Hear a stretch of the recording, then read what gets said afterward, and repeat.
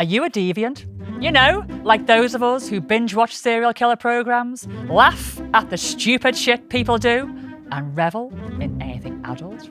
Well, you found your people. Join us as we crack open the door to the padded cell and release the insanely stupid, the weirdly wonderful, and those who choose to live outside societal norms. We'll delve into the strange, the macabre, the sexy, and the outrageous. So, if you're a deviant, then you have your place with us in the padded cell. Hello and welcome to episode 118 of the Padded Cell Podcast. Got your number? 118.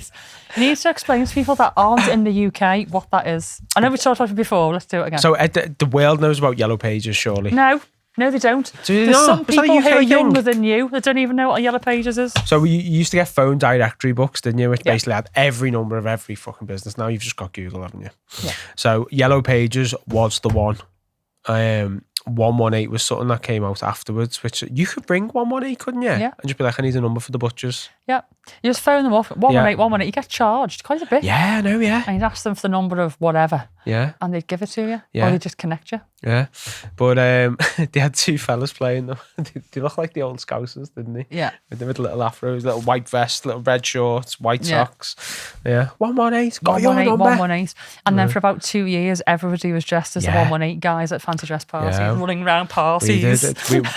We got invited to a fancy dress party, and I can't remember what Miss G went as. She was like, "Oh, you could go as so and so, and we could match." I was like, "I'm going as 118 with my mate." Yeah. So you actually did that. You were one of them people. Yeah.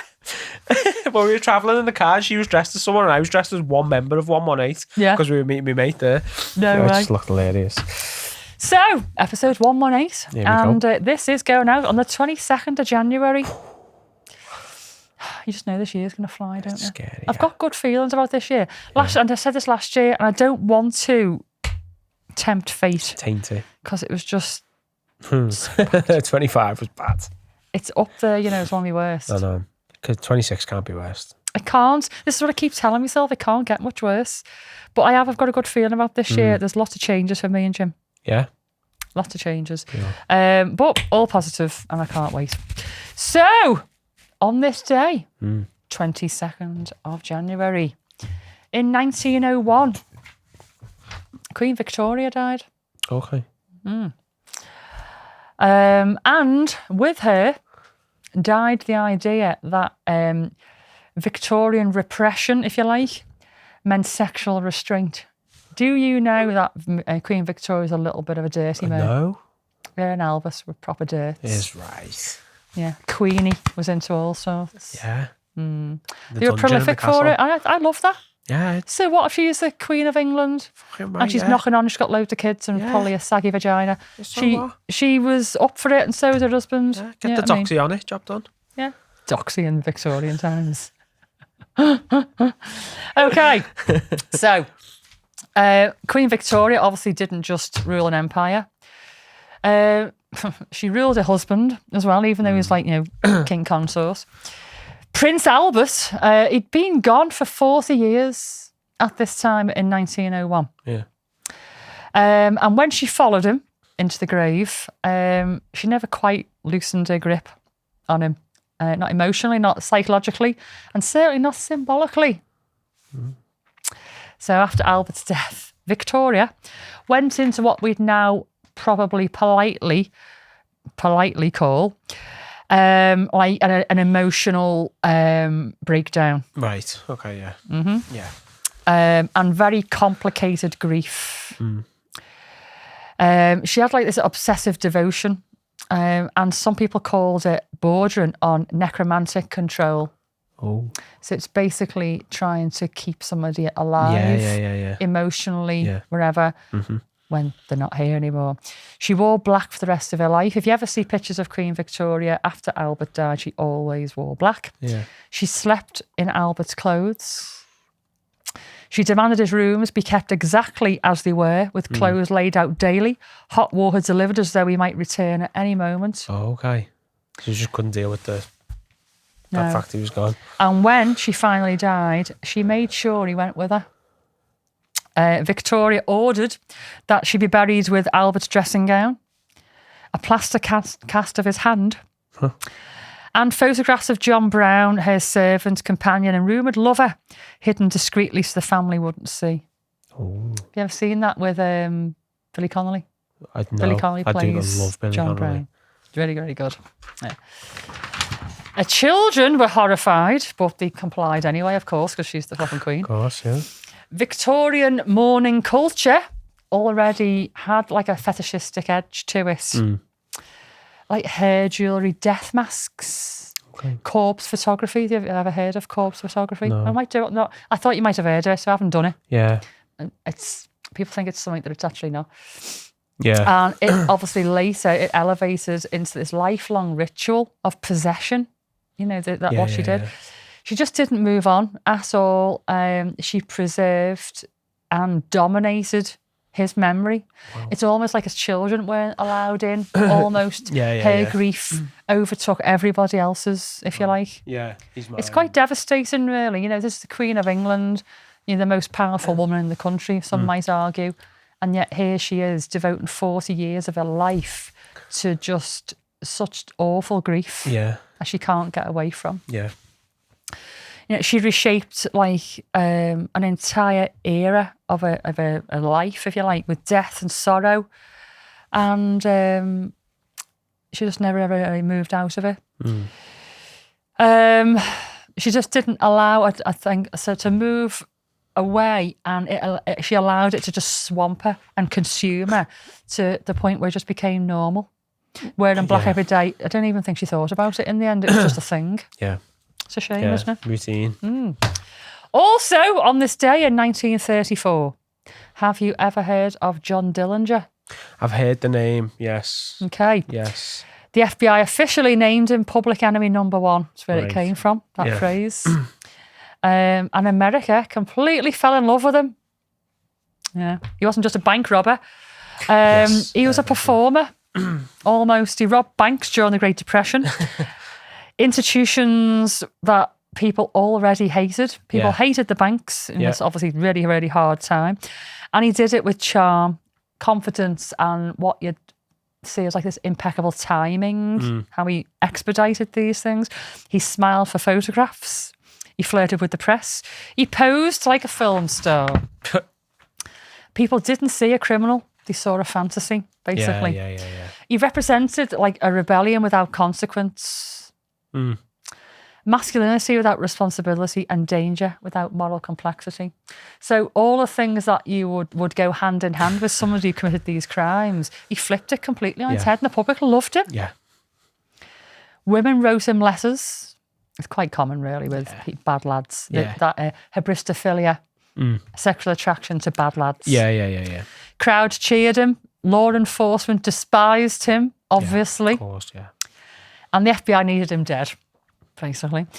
When Dillinger was finally gunned down outside of a cinema, people dipped handkerchiefs in his blood as souvenirs. No way. I'd do that. That's wild, that though, isn't it? So blood is memorabilia. Yeah. It's almost making violence okay. Yeah. It's quite an intimate thing to do, isn't it? Dipping your handkerchief in somebody else's blood who's just been murdered. That you don't know. Dillinger's body became public property, photographed, dissected. Oh, wow. His penis was rumoured to be preserved. I'm not sure how true that is, but his charisma definitely outlives his Someone's crimes. bagsied that. Yeah. I mean, if any of you have seen episode number 1 of the Padded Cell podcast, it's all about the Penis Museum, and there has been some attempts at preserving a human penis. Yeah. Went very badly. You can see them in the jars. It's terrible. I wouldn't want my penis to look like that if I had one. Anyway, like I say, he's very charismatic, and America didn't punish him. They like eroticized him. Yeah. Almost. Went the other way. It's quite uncomfortable, that, really, isn't it? You know, he's a really, really bad lad who's done some bad things, yet everybody really loved him and eroticized him. Yeah. So it's almost proves that society doesn't necessarily fear violence. It fears unattractive violence. So, you know, if you think of, you know, your serial killers out there who are just bad, evil men who look mean. Yeah. And then you've got your Ted Bundys who are charming. Yeah. see it all the time, don't you? As soon as Netflix make a documentary and the guy's half decent looking, all the girls are like, oh yeah, stalk me. Yeah, well, Zac Efron played Ted Bundy, didn't he? Yeah. He didn't quite look like him, but he did. Yeah. Almost. Yeah. The guy who played Ed Gein, that's the monster. I haven't watched this yet. He's in Sons of Anarchy, isn't he? Yeah. He's completely different. Yeah. Isn't he? And he plays him so well. If you're going to watch it, anybody out there, not just you, Rai, you need the biggest trigger warning.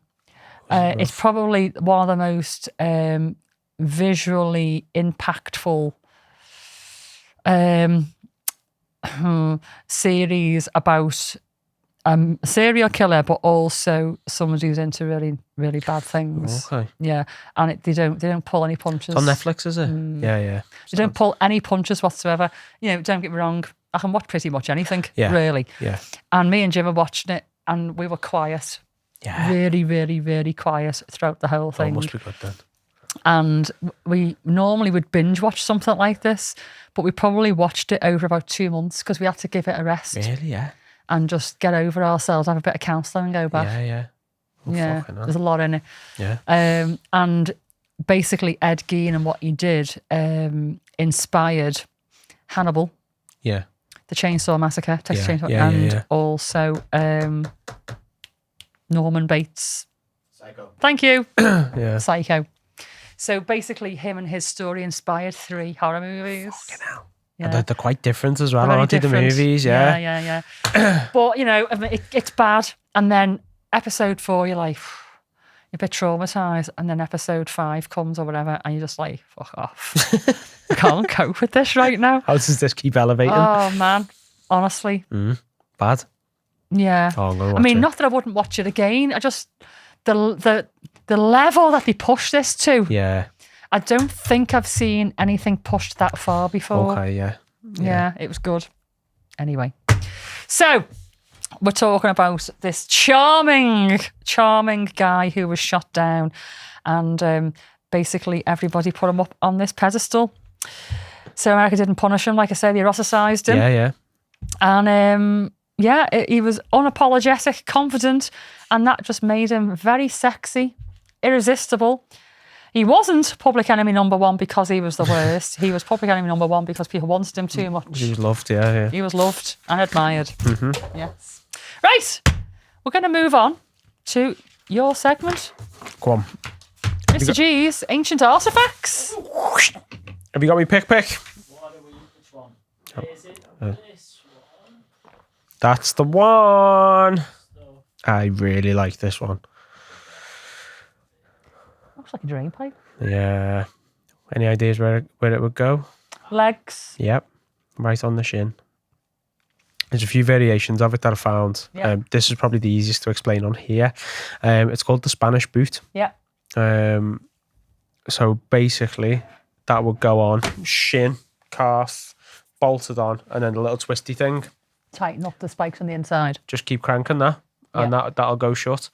Obviously, once it starts chomping down, you need a bit of it. Yeah. But the idea behind it. And again, what I was saying, like last episode, it's like when they realised we can start fucking with people's brains. This is where stuff like this started coming out, and it's what it was designed to do. You feel the blood trickling down your ankle, and then you hear the snap of your tibia and your fibia going. But what they would do is they tighten it to certain pressure points, and then they just go, all right. Just leave it there. They just leave you for a bit, yeah. And then they come back. Are you ready to talk? No. And just wind it a bit Sit more. with that amount of pain for that length of time. Fucking yeah. On Apparently the shin, though. on the shin, yeah. Man. Apparently it was infamous in Scotland as well. This during Really? political repression. Doesn't say what year, but yeah. So some people call it the Scottish boot. Okay. But I seen a variation of it, which was like a full cage. You know when like people break the tibia or the fibia and they get them boots. Yeah. So it was like, imagine that, but a cage, and then it had a hinge halfway with a big lever that you could pull and then manipulate. And I think the idea was to just just snap both the bones in half. That's where my mind went with it. It might have been a bit different. I only seen it on the pictures. Yeah.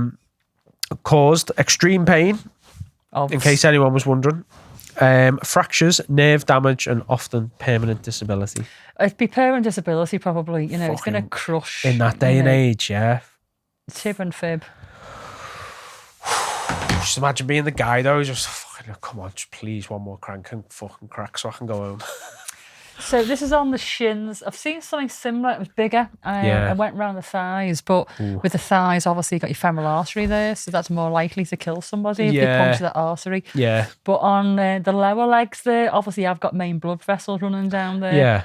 But it's still pretty easy to stop the blood flow there. When you're doing it on the top of the legs, it's hard to do a tourniquet up there. Yeah. But I just, all I can imagine with this is the crunching on the shin. I know. Just when you knock your shin on the side of a table. I done it this morning on the fucking corner of the chest of drawers. Oh, I felt sick. Yeah. No, Sick. no, I don't think I'd be. I don't even know whether I could crank this one up on somebody. Do you know? I think the bone cracking thing would be too much. The screaming I wouldn't be bothered about, really. The screaming, the but wiggling. no, there's the bone cracking. Yeah. The whole. Oh yeah, because I wonder if because you'd have so much pressure, and then I wonder if once it cracks, and you can squash it a bit then. You know that I don't do bones. Really? It's one of the things. Yeah. So Jim's had 2 knee replacements, and I've seen a knee replacement surgery on telly. Yeah. The welly they put into it, literally fucking big thing, and a hammer. Bang, yeah. Bang, bang. And the poor person, the leg just go on the table. I just can't do it. And when you see like nose surgery, that's what I was about to say. chipping away at the nose and all that. One of the lads who used to work with, he had to go and have an operation on his nose. I said, fucking Google YouTube what the operation is. I said, you'll see it. And I said, it won't even be that bad. Anyway, cut to some fucking doctor with the fucking thing on the bam, bam. Yeah, and like obviously the guy's on the bed, but when he's getting hit with the hammer, You see the head going, the whole everything, body's going up, and I'm like, he was like, I might cancel this operation and just live it. It was like a deviated septum, or it was something. Oh, Smith has had that. Had that surgery. But he could only breathe through one nostril. Yeah. Something was fucked up there, and he needed that. And he's like, you know what? I might just live with the one nostril. Yeah, I'd be a mouth breather for life. I would, yeah. Fuck that. So yeah, it's the Spanish boot. That's that, or the Scottish boot. Do you know, it's probably the only one that we've had so far it's got, that's made me go a bit. I don't think I could wield that on somebody because not because I wouldn't want to hurt them. Yeah. I don't want to hear the sound of the bone crack. It's a horrible sound, the bone cracking. It's that. Yeah. No, okay. That hasn't finished me off, but if I was in the room while somebody was having this Could you watch someone do it? No. It's the sound. Yeah. Do you know what? Put me Bose ear defenders on. Bose headphones. Yeah, a bit of Bowie. And I could watch that, no problem. Speaking of which, 2 days. Happy belated birthday. No. Yeah. Happy belated birthday, David Bowie. A couple of days ago. Happy birthday. Like that, what fucking date is it? Big DB. Yeah. Happy belated birthday. Go way back. Okay, so that's it. Just made me cringe. But yeah, it wouldn't even be fucking clean either, would it? No. You think about it? No, I don't think any of these things are cleaned properly. No, I don't know that it'd make much difference. You fucking sat there in the chair like, oh, it's nice and clean, isn't it? Yeah, well, I might get an infection from that stain. It? Yeah? Yeah. Oh, no. Yeah. No. Spanish boot. Cool, thank you very much. The Spanish boot. Right, I'm going to move swiftly on to my main segment. Okay. I was going to do Lady Lobotomies. I'm going to try and still fit one in. Okay. But I want to talk about this because it's something relevant to you. Ooh. And what you've got on the desk. The masks. This is all about the rubber boom of World War II and how mask factories accidentally fueled post-war latex fetish. Oh, sick. So, as a lot of you know, I am into my latex. I've got quite a few dresses, catsuits and stuff like that. Yep. Don't wear it as often anymore. I wore it for the London Fetish Awards. Yeah. The Fetish Awards went down to in London. But I don't really wear it in the club very much. It's just a little bit impractical now. It's a bit of a palaver to get on It's as well. It's a palaver. And I smell like a balloon afterwards. Yeah. Do you tell her to get in? No, You I don't? don't tell because I found it the hard way. I wore a catsuit, Yeah. semi-transparent, behind reception years ago. And with the heat, because you sweat like nobody's business, it was sliding down my legs. And I kept having to go like and pull it up my legs. Oh, okay. But the white talc underneath was like in my sweat, causing like this like marble effect on my skin. Okay. Somebody actually said, "Oh, I like the effect of the latex." And I looked down and I was like, "Oh, thanks." I'm like, shit. Went into the bathroom and just wiped all the talc off my legs. You could see it. Yeah. So no, I've never wear it. Now, I put like a dressing aid on instead. It slides on. Oh, okay. You can get by dressing aid. Yeah. So, anyway, we're talking about latex. So when we talk about World War II, we talk about, bombs falling and obliteration. We don't think about anything BDSM coming out of it. No. But actually a lot Yeah. of BDSM has come out of the Second World War, especially uniforms and stuff like that. Yeah. Certain uniforms have graced our club. I've had to give trigger warnings and stuff like that before people coming in them. Yeah. But it's their kink and they're very respectful with it and all that. Lots of things have come out of it. Yeah. And rubber is one of them. Yeah. It was huge. So rubber was like a material of war.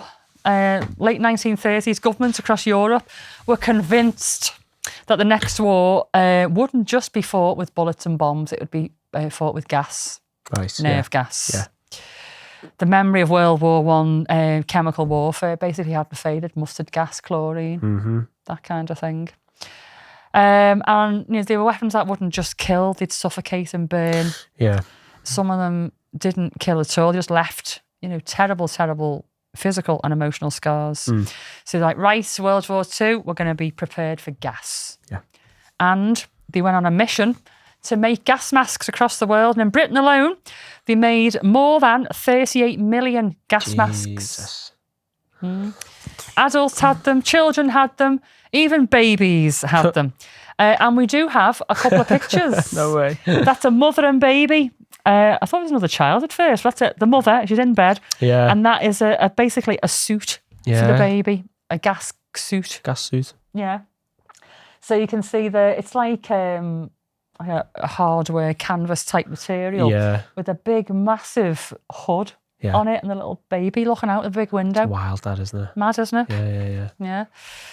So schools ran gas mask drills, factories practice emergency procedures, and people learn very quickly how to put a gas mask on, really quick and efficient. And the material that made all this possible was latex-based rubber, what we know and love now. But back then it was thick. Oh, yeah. Very, very thick. Yeah. Airtight, glossy, clingy. And for the first time in history, entire civilian populations were being completely encapsulated, basically. Those with latex allergies, though, had to suck it up. That's the question I asked them, this is latex. Latex allergies are not new. So what's happened? And latex allergies weren't a thing. It wasn't even penned until the late 20th century. They didn't even know it existed. So people that had exposure to the latex and had these reactions, they sometimes would get blisters, and they say it was just like friction from the masks. Yeah. Some of them got like shortness of breath, and they were like, it's just the stressing out of a panic attack of being in a gas mask. They did not put it down to any kind of allergy at all. Yeah. Anyway, so this wasn't a small scale production operation. Obviously, 38 million across the war in the UK alone. Yeah. So across the world, this was a massive, massive operation. Governments were putting all sorts of things in place, opening factories all over the place, training workers across the world to make any kind of product out of rubber that could be life-preserving, in and out of water, in gas, out of gas, everywhere. Latex dipping was refined. They did this thing called vulcanization, which is like seals the latex and treats it. Seams became really, really, really efficient and tight. Materials eventually became thinner because it was really thick, high grade latex at first. Became thinner, stretchier, but stronger, so it didn't lose. In the States, there's companies called like DuPont. You've heard of DuPont? They're still around now. Poured enormous resources into synthetic rubber research when natural resources were becoming depleted. They were making that much rubber at the time. Yeah. By the time the war ended in 1945, though, we had something that we never had before. a shit ton of gas masks and rubber material that we basically didn't need anymore. Yeah. They had surplus in it's like tens of thousands all over the world. And factories didn't immediately close just because the war was over. It's like the war's over, but is it? Yeah. So they carried on producing for a little while just to be sure. Yeah, I suppose there's a period of Yeah, uncertainty. so the factory isn't stayed open, the workers carried on, and because rubber wasn't rationed by this time, there was a massive surplus and it just flooded the market, Yeah. basically the non-military market. Gas masks were sold cheaply. Rubber gloves, boots, rainwear were pretty much everywhere. And gas masks became like a symbol of the war, and like a lot of things, people fetishized it. There were some people who enjoyed the solidarity of war, Yeah. the need to stay indoors, the family connections, the revisiting things they think they'd lost, and the fear almost that came with it, and then the joy that we've lived another day afterwards. Yeah, I suppose. Some people yeah. missed it almost. I can sort of see that. Actually, I missed COVID for a little while. I was going to say that, Yeah, yeah. millions of people died, unfortunately, and I sort of missed it for a little while. So gas masks became loaded with the symbolism, fear, control, anonymity, loss of breath, loss of identity. And for most people, they did want the association gone, but for a small minority, they wanted those sensations to linger in a very different way. There's a guy called John Willie. It is actually Willie as in penis, yeah. Post-war Britain. This is one of his photographs. He was the person that launched the Bazaar magazine in 1946, just after the war had ended. Yeah. And he brought latex into illustration, fashion, fantasy. Tried to normalise it, didn't quite get there. And he was running illustrations and photographs of mainly women wearing rubber, shiny corsets, latex dresses, inspired styles. Yeah. And bodies were almost transformed into objects for the first time. A lot of objectification. Yeah. I don't think I've added it here, but there's one where somebody's in complete encapsulation. So they're objectified, and that was the first time ever that it was seen mainstream on the front cover of these magazines. So he didn't invent rubber fetish. He gave it a platform and a visual language, if you like. And crucially, he was working at the exact moment when rubber was cheap. Very cheap. Look how expensive latex is now. Yeah. Skills were widespread. We had all these people from the war who had all these skills all of a sudden and didn't know what to do with them. Yeah. And the materials of war were everywhere in general, not just rubber. So they brought other things in as well. So there were extraordinary women willing to be modelled by the likes of Bazaar magazine. And they were secretaries, factory workers, shop assistants. They weren't models in how we see them now. Yeah. Some of these women, as you can see, they look just like normal women. You do, yeah. Yeah. They put themselves forward to model in these new materials. And then some of these women actually started even altering and making their own garments using the techniques that they or their husbands had learned directly from the wartime era. Yeah. So you got ordinary women wearing industrial materials originally designed for survival. I love that. Heard of Betty Page? No, I don't think so. We've got 2 photos of Betty Page there. If you don't recognise her. No. Okay. Now, for those who are on Patreon and enjoy Unhinged, I am going to do a spin-off about Betty Page. So she's from New York in the 1950s, and she became the most recognisable face in underground fetish culture at the time. Mainly wearing bikinis and stuff like that, but she did wear rubber corsetry and high gloss fetish garments as well. But the reason why I'm going to be doing a quite longish episode on her is because all we see is the woman in the latex with the amazing hairdo. She's very pretty. But the other one there as well, please, Ben. Okay, there she is there. She's got a whip in her hand, shiny underwear. In the 1950s, long time ago, really. Yeah. It's not a very clear photograph, that you get the general gist. Yeah. Her life was very interesting, complicated and absolutely not what you see on the screen. Yeah. So I'm going to be talking about it in a future Unhinged. So for those who aren't on Patreon, the 20th episode is about to be released and stuff like this is coming soon. So it's worth going over for that. And for the full price, you get 4 of these a month. Anyway, so she's often photographed by a guy called Irving Claw. And these 2 photographs are actually by him. Oh, yeah. She's deliberately framed as theatrical rather than sexual in his photographs. Right, yeah.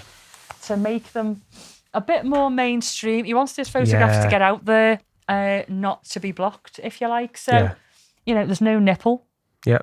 And obviously this is underwear of the day as well. But the way she's posed, she's not posed with somebody else. She's not posed doing something to or with somebody else. This is Betty Page with striking underwear gloves on, with a whip in her hand, just posing it. So it's the same way we tone pictures down to post on socials. Yeah. You have to tone them down then. Yeah. For the media at the time. So they tried to frame it more as theatrical rather than sexual. Yeah. But actually, we all knew exactly what it was that he was trying to do. Oh, of course, yeah. And she went along with it most of the time willingly. But that is to come in Unhinged. So rubber became costume, performance, playful, rather than industrial survival gear. So Irving Claw, he rarely appeared in front of the camera, but his influence is absolutely enormous. Mail order catalogues, he distributed fetish imagery and rubber across the United States through mail order catalogues. Latex gloves, rubber swimsuits, shiny corsetry, all sold quietly under euphemisms like exotic photography or theatrical study. Yeah. Without Claw, rubber fetish might not have been as widespread as it is now, or as quickly. Yeah. It may have just remained like a small local underground thing. Yeah. Maybe, you know, once the war was forgotten, maybe what rubber would have been forgotten too. But guys like him and people who have designed garments have turned this surplus material into something we know and love today. Oh, yeah. And you absolutely love it. Yeah. You love gas masks. This is actually an illustration by the other guy, Willie. Oh, yeah. Willie Guy. What's his name? Willie Guy. Mr. Willie. Mr. Willie. John Willie. That fella. This is an illustration, so it wasn't always photographs, because obviously with illustration, it can be a bit more risque because it's not real people, it's just drawings. Yeah. Now, I'd argue actually some of the, especially anime porn that I've seen is crosses the boundaries into what would be illegal in real life. Yeah. But back in the day, not so much look at the size of her waist, that's Dita Von Teese waist. Yeah. That, isn't it? Yeah. But look, she's got, you know, the bondage going on there, the spreader. Yeah. And it's a very, very sexualised picture in my mind. But they've thrown a maid in there, a day-to-day maid, doing her duty, tying up her mistress's corset. Theatrics all day long. I love it. Love it, love it, love it. So yes, without this guy, we might not have the latex community that we've got now. And then there's the gas mask, originally designed to preserve life, as we said before. Anonymising faces, which is very much one of the reasons you use it, I think, isn't it? Yes. It's an aesthetic that people enjoy. Yeah. But definitely anonymises you. That's Sets you aside from Ryan and Mr. G. Yeah, it's one of the reasons I put the hood underneath it, because it blacks everything else out. You can't see my hair, you can't see my eyes, you can't see It's ears. a definite transition from Father Rye to dominant Mr. G, isn't it? You know, it's what you put on to put on Mr. G and his personality. And everything that goes with it, isn't it? Yeah.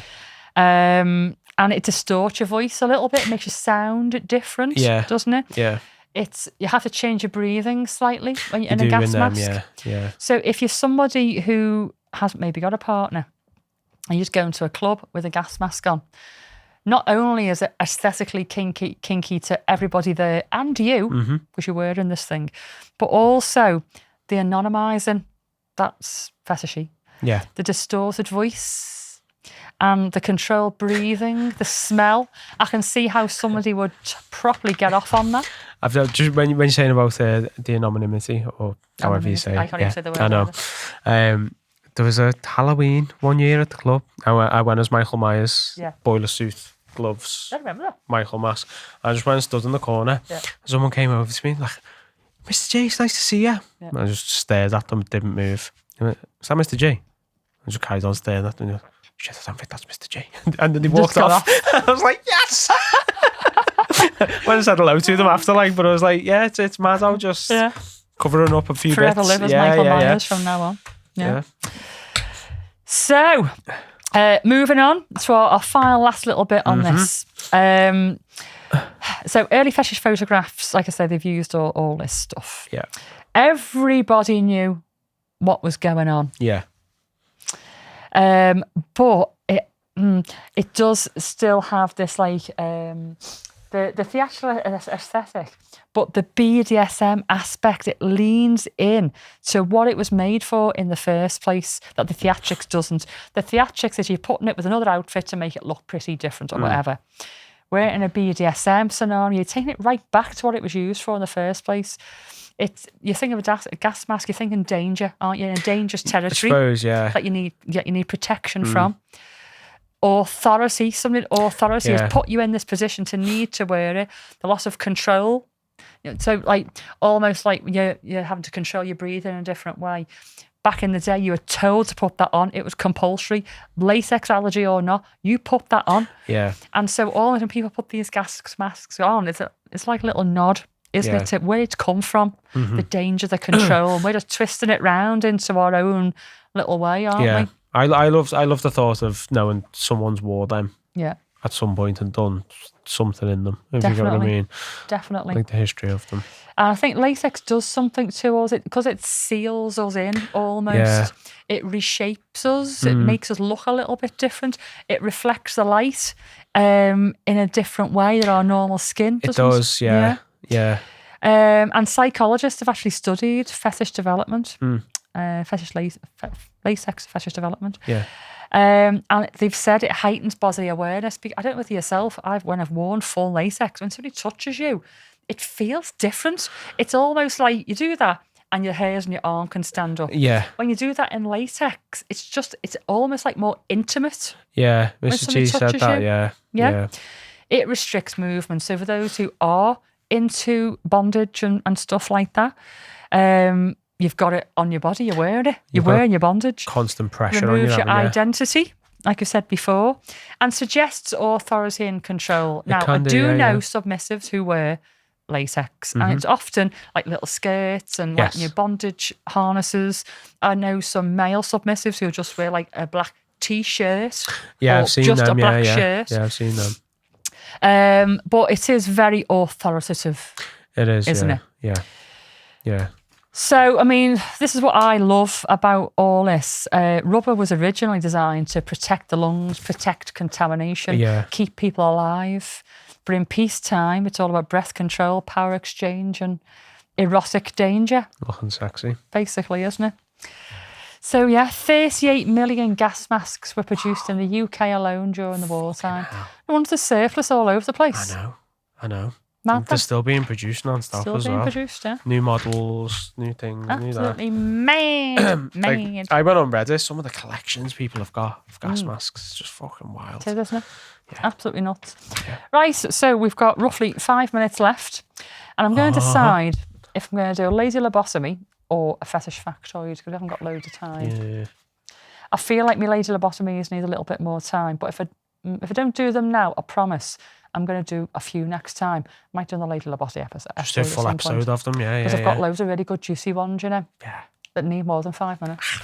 Okay, so do you know the Muffin Man? That was quiet. I know, it's seductive though, isn't it? Right then, Ben. Oh, yes! You know you've arrived as a producer when you are given the task of giving us your best, the Muffin Man. Okay? You ready? Well, that was delightful. In the ear, it was I know, sexy, but with like ASMR down your headphones, one thing, but you wouldn't have heard that on the normal recording. It needs to be a bit more. So am I going to be cued in? Oh, yeah. I'm going to say, do you know? All right? That's your cue. And you can do the Muffin Man in whatever voice you choose. You can give us a growly voice. You can go high, low. A mix of born to do this, but also lots of pressure. Oh, there's a lot of pressure, yeah. There's no pressure at all. We've had It's some fine. good muffin mans in the past, haven't we? Calvin's is particularly good, actually. Yeah. Calvin's back in the room, by the way. Hi, Calvin. Okay. Do you know? The Muffin Man.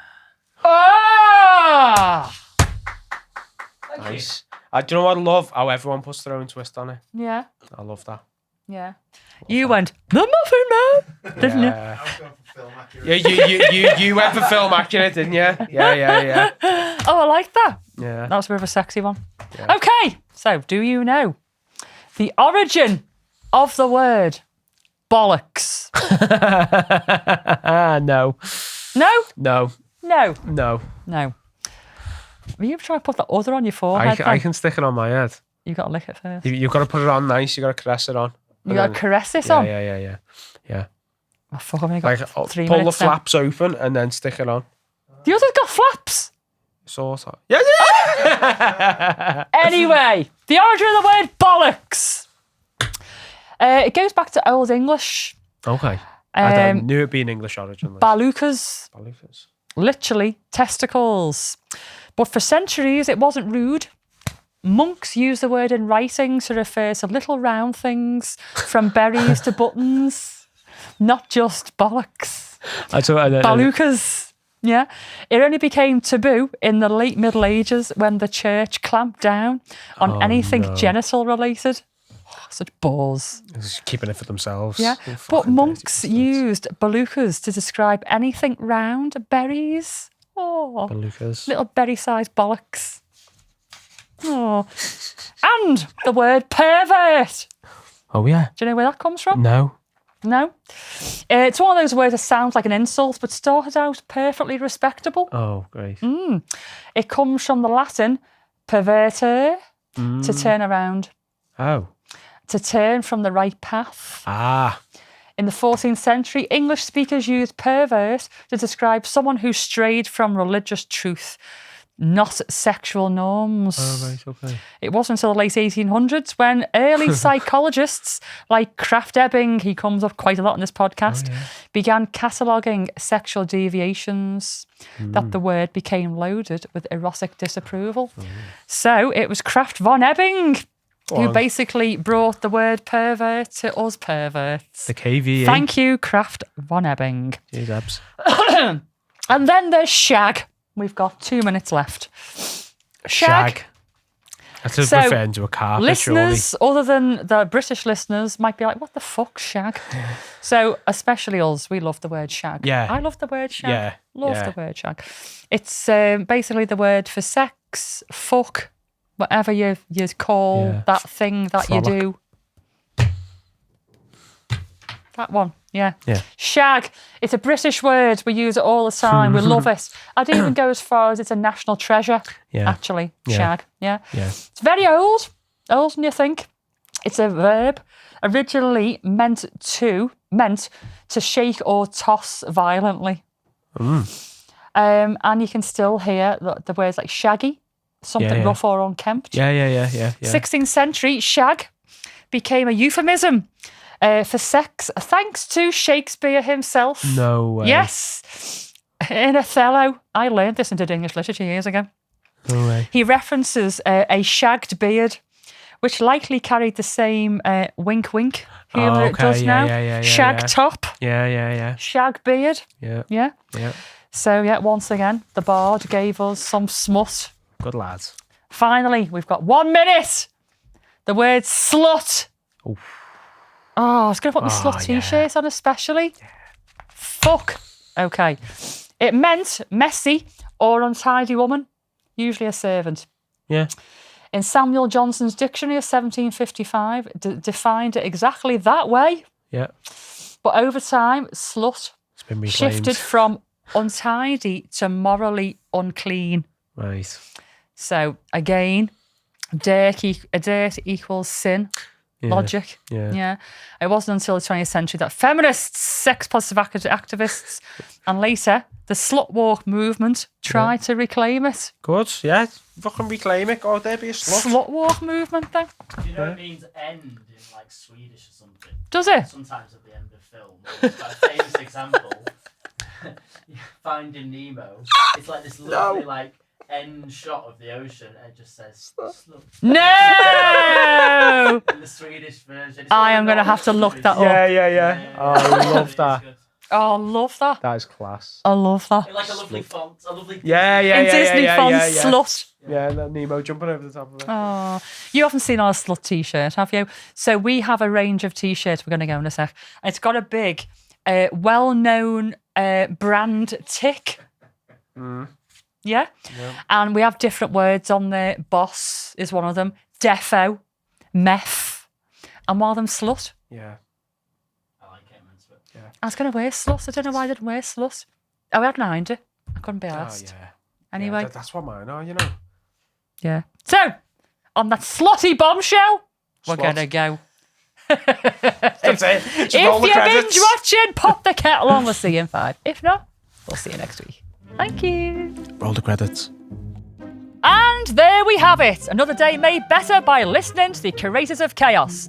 Thanks for dropping by. And if you enjoyed the show, we'd really appreciate you sharing the love for the Padded Cell Podcast with your friends. Don't forget to follow us on our socials, maybe leave us a 5-star review, and feel free to send us an email to medic@thepaddedcellpodcast.co.uk, or even interact with us on our socials because we love chatting to you. Be sure to stop by next week because, as Bowie says, I don't know where I'm going next, but I promise it won't be boring. Catch you soon.